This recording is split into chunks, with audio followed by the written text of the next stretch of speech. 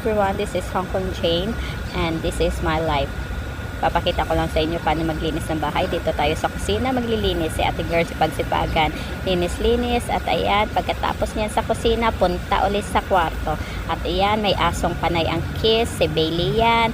At ayan, linis muna si Ate Girl ng beddings, vacuum yan ang higaan ng aso. Napaka-social, diba? Social principe yan eh. Ayan, vacuum na si Ate Girl. Yan, dusting lang tayo kasi mabalahibo si Bailey. Ayan, sige. Tapos na agad ang bedding. So, tapos dito naman tayo sa mga bintana. Naglinis tayo ng bintana. At ayan, papakita lang ni Ate Girl sa inyo kung gaano kalinis yan mamaya.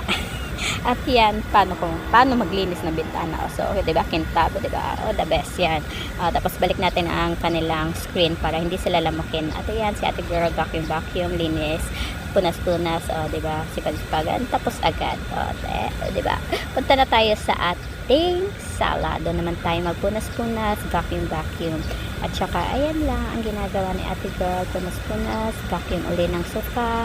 Ayan ang kanilang sofa. Napaka-cute ang kanilang sala. At ito ang aking ginagawa. Talagang map lang. Tsaka vacuum. Tsaka ayan, punas-punas. Napakadali lang. Hindi sila masela. At ito yung kusina nila. Kanina natapos ko na yan. Hindi ko lang na-share. At ito, pinakita ko lang kung paano ko nalinisan yan. O diba, ang kintab. Queen kasi ako ng linis. Queen ng linis. Ano ba yun? O diba? Ang ganda ng ating finish up. Dito naman tayo sa opisina ng lalaki. At si Ate Girl nagkilo-kilo dahil 50 kg na yan. So happy, diba? Nakamit natin ang goal natin. Ayan, tapos na agad, diba? Sobrang bilis ni Ate Girl maglinis. And then, punta naman tayo sa opisina ng babae. At dito tayo magtiklop ng mga damit. Tsaka maglaba, magsampay. Ayan. Si Ate Girl tapos agad, diba? Pakabilis. Doon naman tayo ulit sa kubeta, ang last nating lilinisan kubeta. At ayan, vacuum na naman, tsaka map si Ate Girl, punas-punas ng mga lababo, tsaka inidoro, mga ilang inidoro ang nalilinisan ni Ate Girl sa isang araw, diba? Diba?